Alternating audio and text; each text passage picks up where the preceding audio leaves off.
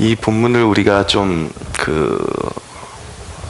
잘 이해하기 위해서는 우리가 하나님의 은혜가 무엇인가, 그리고 영적인 은혜라는 것이 무엇인가라는 이 질문에 대한 좀 통찰을 좀 다루고 넘어갈 필요가 있습니다.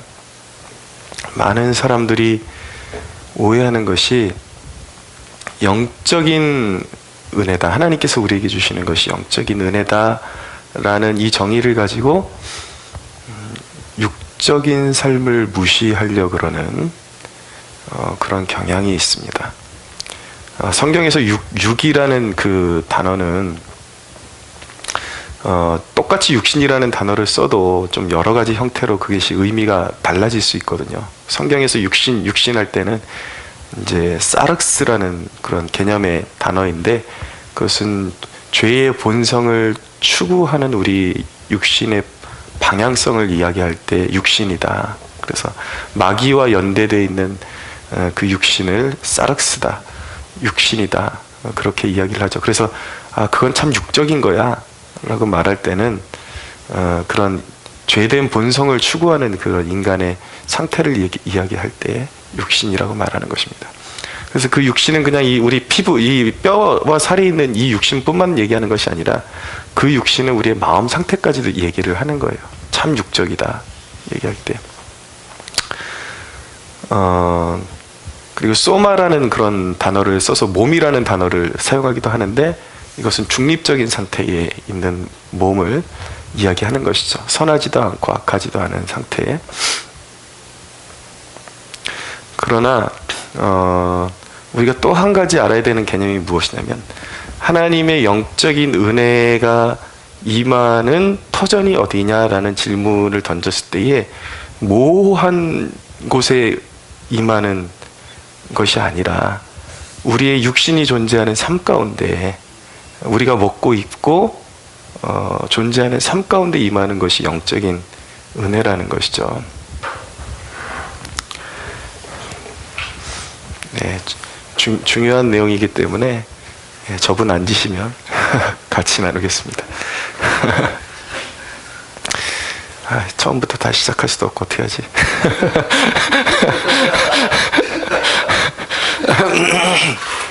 네, 지금 영적인 은혜가 무엇이냐를 지금 설명하고 있거든요. 근데 지금까지 많은 설교자들이 영적인 하나님께서 우리가 그러니까 먹고 입고 사는 것에 대해서 굉장히 부정하고, 하나님이 주시는 은혜는 영적인 은혜지 그렇게 육적인 것이 아니다. 그러면서 우리가 먹고 입고 생활하는 데 체험하는 하나님을 무시하는 경향이 굉장히 짙었습니다. 특별히 많이 배운 목회자일수록, 외국에서 신학을 하고 들어오는 목회자일수록 그런 성향이 좀 강한 경향을 보입니다. 근데 여러분, 그래서 그들은 이제 결국 정신적인 그런 영적인 은혜에 대해서 강조를 하다 보니까 그런 먹고 입고 사는 데서 경험하는 은혜를 무시해버리고 너무 높은 차원으로 사람들을 이제 데려가려고 노력하는 거죠. 그러면서 결국은 어디로 가는 거냐 하면은, 이제 영적인 은혜는 하나님의 공의를 이 땅에 실현하는 것이다. 그러면서 근데 결국은 잘 생각해 보면 그렇게 설명하는 것도 다 우리 육적인 그 삶 안에서 일어나는 일을 설명하는 거예요. 근데 너무 그럴싸하게 설명하다 보니까 그건 다른 것 같이 이제 들리게 되는 거죠. 그래서 그게 어떻게 지금 변질됐냐면,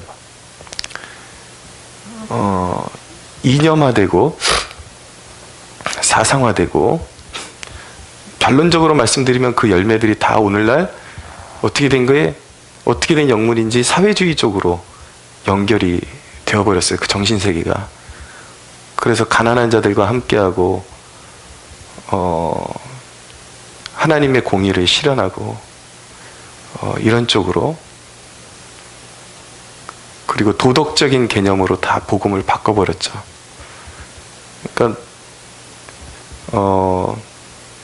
나름대로 이렇게 도덕적인 삶, 정직한 삶을 굉장히 강조하는데, 그러다 보니까 어디까지 나가게 됐냐면 도덕적인 삶을 추구하는 것이 구원이다 라는 식으로까지 나가게 되었어요. 근데 희한하게 그 영이 다 통하나 봐요. 그런 식으로 가르침을 받은 사람들이 오늘 우리 사회에서 일어나는 현상 가운데 다 한 그 바구니에 담긴다라는 것이죠.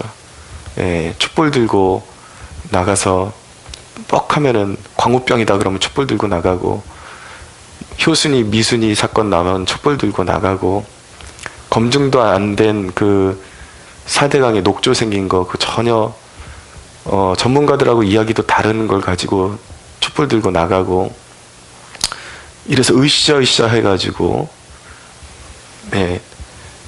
그래서 자기네들이 불의를 다 이제 청산을 했다고 생각하거든요. 근데 불의가 청산됐는가? 좀 눈이 있으면 보자고요. 지금 정부의 이 정권의 고위직에 오른 사람들 청문회 할 때마다 확인되는 게 무엇입니까? 그 사람들에게서 한 사람도 빼놓지 않고 나오는 게 뭐예요? 위장전입, 그리고 아주 가방은 다 빵꾸난 가방 메고 나오는데, 구두는 다 빵꾸난 신발 신고 나오는데, 제일 금싸라기 같은 땅에 집이 몇 채씩 있고, 위장전입하고, 자식들 다 최순실만 특혜본 게 아니죠? 최순실 딸은 금메달이라도 땄어요. 자기 실력으로. 그게 아니라 다 그런 뒷구멍에서 엉뚱한 짓 하고, 그래놓고 그렇게 그런 현실을 다 무시해요. 그리고 지금 자기네들이 뽑은 정권은 도시락을 먹기 때문에 너무 청렴한데, 한 끼에 9만 원짜리 도시락이에요. 너무 청렴하다라는 거예요. 이게 교회에서 가르침 자체가 너무 애매모호하고 이제 방향성이 잘못됐기 때문에 사람들이 그런데 속고, 예. 쓰레기를 치우고 지금 격이 어떤 거냐면, 쓰레기를 치우고 똥을 다 이렇게 채워놓은 격이에요. 그래놓고 나라가 정화됐다, 깨끗해졌다, 그런 것이죠. 그러면서 하나님의 공의가 실현됐다. 참 안타까운 현실입니다. 근데 여러분, 영적인 은혜라는 것은요, 모호한 것이 아니라 우리의 삶에 먹고 입고 사는데 그 은혜가 임하는 것입니다. 우리의 육적인 그런 삶과 영적인 은혜가 나누어져 있다고 생각하는 것은 이원론이에요. 잘못된 거예요. 그래서 이제 제가 특별히 우리 그리스도인들이 재정적인 그런 이야기가 나올 때에 굉장히 오해를 하거든요. 한국교회 그 토양이 좌파 우파 할 것 없이 모든 그리스도인들이 진보 보수 할 것 없이 이 물질 문제만큼은 굉장히 거부 반응을 보입니다. 왜냐하면 그 물질 얘기가 나올 때 무조건 포커스를 그들은 어디다 갖다 붙이냐면, 그냥 단순하게 헌금 그냥 이렇게 강요하는 얘기로 그냥 이렇게 갖다 붙이기 때문에, 그 중간에 맞아요. 헌금 얘기랑도 이어져 있어요. 근데 그 중간에 내용은 이제 다 덜어내버리고, 무엇 때문에 그래야 되는지는 다 덜어내버리고 그냥 귀결로 가버리니까 다 뱉어내는 것이죠. 근데 여러분, 우리의 하나님의 은혜가 어디서 임하는 것인가? 예. 저는 여러 번 간증한 격이 있는데, 제가 한창 어려울 때에, 한창 없을 때는 사소한 것도 굉장히 먹고 싶거든요. 예. 지나가면서 이 던킨 도너츠 하나 보면서 와, 저거 오늘 왜 이렇게 먹고 싶냐. 근데 집에 가니까 우리 집은 평생 도너츠 안 사 먹는 집안이거든요. 근데 상표까지 맞춰서 던킨 도너츠가 들어와 있는 거예요. 그걸 보면서 저는 어떤 생각을 했냐면 그런 거죠.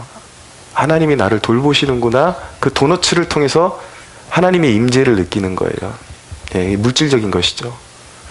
물질적인 것과 하나님의 은혜가 떨어질 수가 없다고요. 물이 포도주 되는 사건이 어디서 일어나요? 공중에서 일어나요? 눈에 보이지 않는 세계에서 일어나요? 아니면 물질적인 그 물이라는 이 매개체가 변화되는 거예요. 물이라는 매개체가 그 성질이 변화되는 거거든요. 포도주로. 그러면서 물 떠온 하인들은 알더라 그러잖아요. 그 물질적인 세계에서 영적인 세계가 물질 세계를 지배하고 있는 것을 보면서 사람이 획가닥 돌아버리는 거거든요. 와, 예수님이 하나님이셔. 우리는 그거거든요. 많은 사람들이 영적인 거다 그러면 전혀 엉뚱한 짓을 해요. 그러면서 물질적인 이야기를 하면 그건 기복신앙이다. 물질적인 얘기는 강단에서 하지 말아라. 그런 이야기를 한단 말이에요. 그리고 어떤 경우에는 제가 그 전임 전도사 시절에 경험했던 게 큰 프로젝트를 맡아가지고 행사를 맡아가지고 해야 되는데 너무 시간에 쫓기는 것이죠. 그럼 보통 이제 그 부교육자를 하는 목회자들이 영적인 목양에 힘쓸 시간보다 사실은 컴퓨터 앞에 앉아가지고 두들기는 시간이 더 많단 말이에요. 예. 엄청 일이 많습니다. 큰 교회일수록. 그때 하나님께 지혜를 구했어요. 하나님, 제가 이 사무적인 것으로 시간을 소비하고 내 하나님과의 교제하는 삶을 잃어버리지 않도록 도와주십시오. 그랬더니요, 아주 큰 행사도 그 기획안을 짜는데 하나님 앞에 충분히 기도하고 기획안을 짜니까 한 30분 만에 그 아웃라인이 다 나와요. 탁탁탁. 그래서 그냥 해가지고 그래가지고 선임 목사님한테 갖다 바치고 그러니까 선임 목사님이 제 아내한테 물어보는 거예요. 그때 전도사 시절에 이환희 전도사님은 집에 사택에 들어가서 잠 안 자고 일합니까? 뭐 합니까? 그러는 거예요. 왜냐면 저는 늘 성경 보고 있고 책 보고 있으니까 일하는 것처럼 보이지를 않는데 일은 펑크가 안 나. 저 사람 집에 가서 일하나? 근데 아니거든요. 사무실에서 다 해요. 다 하는데 소모적으로 일하지 않는다라는 것이죠. 그 기획안 하나 만드는데도 하나님의 임재를 느낀다라는 것이죠. 여러분, 하나님의 은혜는 모호한 데 임하는 것이 아니라 우리가 먹고 누리고 일하고 삶을 헤쳐나가는데 하나님의 임재, 하나님의 영광이 나타나는 것입니다. 자꾸 이렇게 삐딱하게 자꾸 이렇게 해석하려는 사람들이 있어요. 야, 던킨 도너츠가 문제냐? 기도 한 번 안 하는 사람들은 맨날 소고기 스테이크 썰고 사는데 그게 무슨 간증이라고 하고 있냐? 그 사람들은요, 진짜 육적인 사람들이에요. 아까 말했던 사르스. 이 영적인 세계를 모르는 사람들이죠. 우리는 그런 걸 부러워하지 않아요. 누가 어디 한 끼에 고급 무슨 호텔에 가가지고 10만 원짜리, 15만 원짜리, 20만 원짜리 뷔페 먹는 거 부럽지 않아요. 왠지 아세요? 내게는 하나님의 임재 가운데 받은 던킨 도너츠 하나가 너무 귀하기 때문이에요. 이것이 영적인 삶이라고요. 영적인 삶. 근데 이 비밀을, 이걸 왜 제가 여러분들한테 강조하냐면, 이 비밀을 모르는 사람들은요, 아, 돈은 내가 벌어야 되고 먹고 사는 문제는 내가 해결해야 된다 라고 그것은 영적인 삶이 아니라고 생각을 하니까 어떻게 되냐면 돈을 위해서 신앙을 얼마든지 팽개칠 수 있어요. 예. 돈을 위해서라면 이제 기도의 자리 같은 거는 그냥 팽개치고 얼마든지 나갈 수 있어요. 돈을 위해서라면 주일 성수 얼마든지 팽개치고 세상으로 나갈 수 있어요. 돈을 위해서라면 교회를 접고 나갈 수 있어요. 돈을 위해서라면 하나님을 위해서 하는 봉사도 언제든지 다 내려놓을 수 있어요. 왜냐하면 그 사람들의 믿음 가운데는 하나님이 나의 주권자이십니다 라고 고백하고 있지만 실질적인 삶에서는 하나님이 그들의 주권자가 아니기 때문이에요. 그들은 믿는다 그래요. 믿는다 그러는데 그들이 실제적으로 선택하는 것을 보면 하나님이 그들의 주권자가 아니에요. 왜냐하면 돈은 내가 벌어야 돼. 이 물질 세계는 내가 다스려야 돼요. 그러니까 그들이 말하는 영적인 은혜는 다 모호한 데 있는 거예요. 어디 실제적인 데 있는 것이 아니라.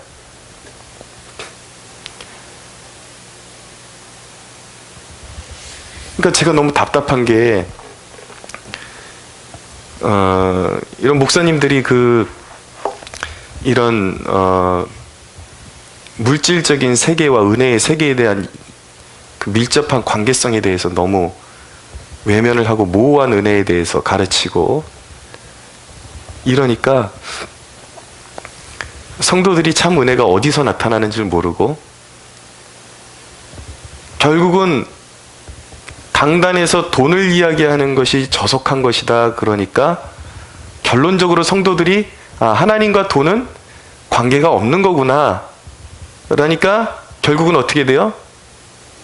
은혜의 세계하고 물질 세계를 분리해서 그러나 현실 세계는 은혜가 더 급합니까? 돈이 더 급합니까? 솔직히 말해서 현실 세계에서는 돈이 더 급해요. 그러니까 떨어져 나가는 거죠. 자기의 세계를 구축하는 거예요. 그러니까 돈이 뭐예요? 만몬 신이 되는 거예요. 그러니까 돈을 섬기고 사는 거죠. 그러니까. 근데 어떻게 은혜의 세계와 돈이 떨어질래야 떨어질 수가 있냐고요. 물질 세계가. 우리가 먹고 입고 사는 세계가. 오늘 본문이 이게 무슨 내용이에요, 지금? 그 이스라엘 백성들이 광야에서 하나님의 공급하심을 신뢰하지 못하고 그 얘기거든요. 32절에 보니까 이러함에도 그들은 여전히 범죄하여, 그러니까 끊임없이 하나님의 공급을 신뢰하지 못하고 원망하고, 없으면 원망하고 이게 다 이게 먹고 입고 사는 문제라고요. 그러니까 이게 이제 해결이 안 되니까 이게 자기네들한테 이제 자기네들한테 충족이 안 된다고 생각하니까 이제 금송아지까지 만들어내잖아요. 그의 기이한 일들을 믿지 아니하였다. 그러니까 하나님이 공급하신다라는 걸 믿지 않게 되면 어떻게 되는가? 결국은 우상을 만들어내게 돼 있어요.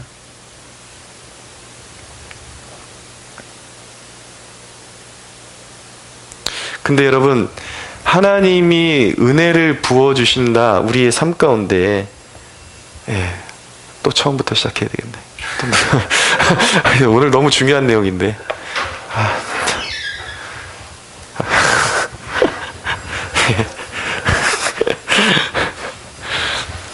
네, 3절 들어갑니다. 그러니까 여러분, 하나님이 나의 공급자라는 것을 신뢰하지 못하게 되면은 받는 형벌이 뭔지 아십니까? 그 형벌이 여기에 나와 있습니다. 33절. 하나님이 그들의 날들을 헛되이 보내게 하시며 그들의 횟수를 두려움으로 보내게 하셨도다. 여러분, 하나님이 나의 공급자라는 것을 신뢰하지 못했기 때문에 당장 급한 대로 돈 벌러 떠나가면 어떤 형벌이 주어지는지 아십니까? 인생에 방황하는 형벌이 주어지는 것입니다.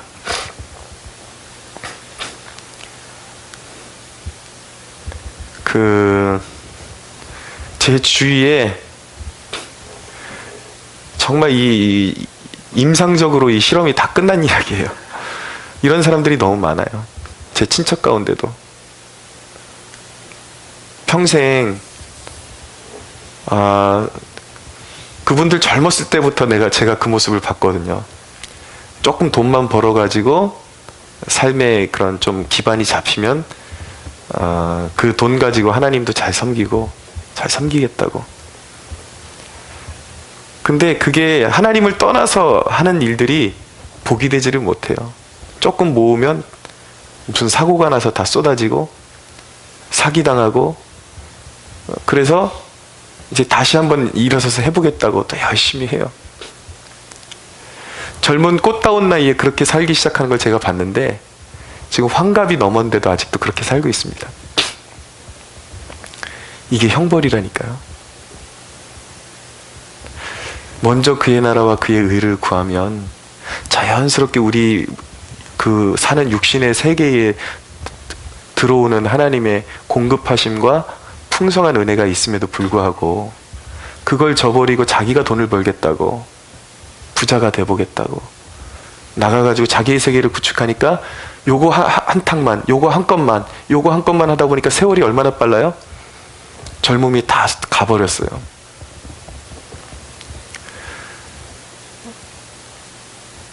제 아버님 개척하실 때에 기도하는 사람들이 옆에서 당신은 목회자를 가진, 굉장히 부자였거든요.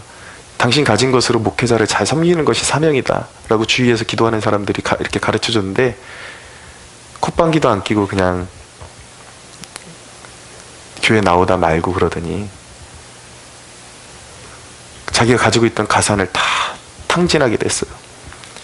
그 부자가 있는 것 다 털리고 나니까 자식들이 돌아보는 줄 알아요? 그 세상 사람들이 자기 부모가 돈이 있을 때는 굽신굽신하지만 부모에게서 털어낼 돈이 없다고 생각할 때 거기다 병까지 들었어요.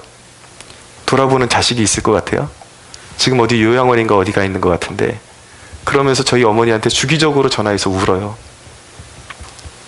자기 젊음이 이렇게 가버렸다고. 그때 왜 그렇게 말씀에 순종하지 못했는지. 지금 70이 넘었어요. 근데 그나마 다행인 것은 영혼은 얻었어요. 왜냐하면 그 모질고 험한 그 시절을 보내면서 그래도 믿을 분은 예수님밖에 없구나, 요거 한 가지 얻었어요. 그거 자체로 큰 은혜죠. 예, 영혼의 관점으로 봤을 때는 그게 제일 귀한 복이죠. 근데 그의 젊은 날이 하나님을 위해서 일할 수 있는 좋은 날들이 다 가버렸단 말이에요. 도대체 어떻게 사는 게 영적으로 사는 것이냐고요, 여러분. 인생에 방황하는 것이 형벌이라는 것을 깨닫는 은혜가 있게 되기를 원합니다. 그래서 여러분들 인생 가운데 하나님이 열어주시는 새 길을 원한다면 하나님께 헌신하셔야 돼요. 제 주위에 정말 이름까지 다 될 수 있고 집 주소까지 다 가르쳐 줄 수 있어요. 그렇게 사는 사람들. 언젠가 뭔가 나한테 좀 좋은 일이 생기면 하나님 앞에 헌신할 거야. 그러면서 얼굴에 주름살이 생기기 시작하고 머리가 이제 흰머리가 나기 시작하고 젊은 날이 다 가버리는 사람들이 얼마나 많은 줄 아십니까? 여러분, 하나님의 길은요, 하나님께서 여시는 길은요, 하나님의 일에 헌신해야지, 무언가 하나 붙잡아야지, 하나님의 것을 붙잡고 거기에 올인해야지 하나님이 거기서 새로운 길을 여시고 필요한 사람들을 붙여주시고 은혜를 부어주시는 거예요. 할렐루야. 이 영적인 원리를 모르고 오로지 주일날 예배 딱 한 번 드리고 모든 시간을 자기를 위해서 사용하고 교회를 돌보지 않고 하나님 앞에 헌신하지 않는 사람들 있잖아요. 길이 안 열립니다. 길이 열리는 것 같지만 그거는 세상 사람들이 살아가는 영적인 축복이 아니라 그냥 세상 사람들이 자기 노력대로 하면은 조금 길이 열리는 것처럼 보이는 그런 거예요. 그것은 말씀드렸잖아요. 안 믿는 사람들이 써는 티본 스테이크보다 하나님을 의지하는 사람들이 경험하는 던킨 도너츠 하나가 더 소중한 것이라는 것을 깨닫는 축복이 있게 되기를 바랍니다.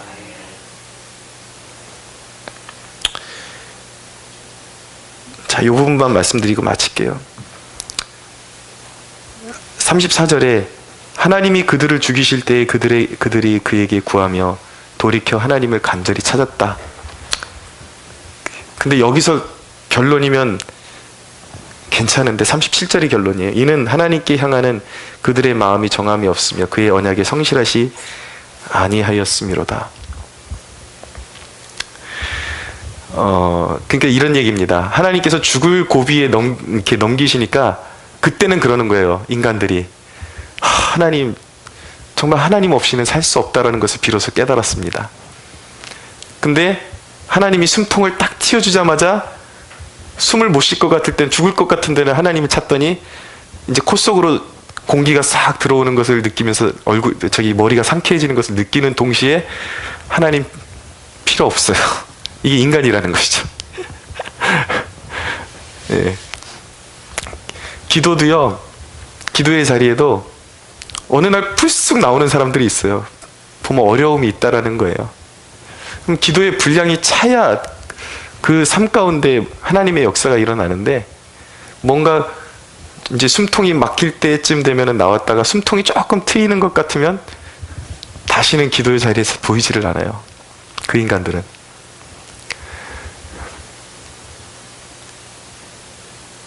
이전에 청년부에서 회장했던 친구가 맨날 기도회 하면 여기 무릎 꿇고 앉아갖고 콧물 눈물 다 쏟고, 실화예요, 실화. 진짜 콧물 눈물 여기 다 쏟고 그랬던 친구가 대기업에 취직된 이후로는 기도회에서 얼굴을 볼 수가 없었습니다.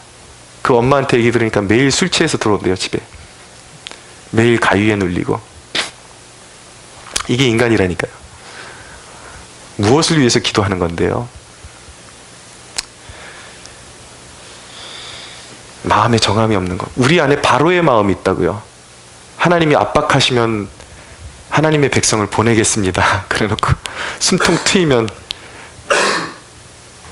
다시 마음이 완고해지고. 여러분, 성경에 보면 노새의 특징은 코에 뭐를 꿰고 입에 재갈을 물리지 않으면 순종하지 않는다 그러는데, 고통스러운 거예요. 하나님 앞에 내 삶을 송두리째 그냥 드리고 내 자아를 무너뜨리면 시온의 대로가 열립니다. 여러분, 여러분들이 막 삽 가지고 땅굴 파면서, 여러분들이 무슨 북한군이에요? 공산당 아니잖아요. 땅굴 파면서 인생 허비하지 마시고 진짜 인생을 시온의 대로로 만드는 길이, 남들은 자기가 자기 힘으로 돈 벌러 갈 때 어떻게 해서든 시간을 내서 기도의 자리로 나오는 것이, 그것이 시온의 대로를 여는 길이라는 것을 믿으시기 바랍니다. 그런 영적인 지혜로움과 충만함이 여러분들의 일생에 여러분들을 떠나지 않고, 여호와의 진실하심이, 여호와의 돌보심이 여러분들의 삶 가운데 늘 충만하기를 예수님의 이름으로 축원합니다.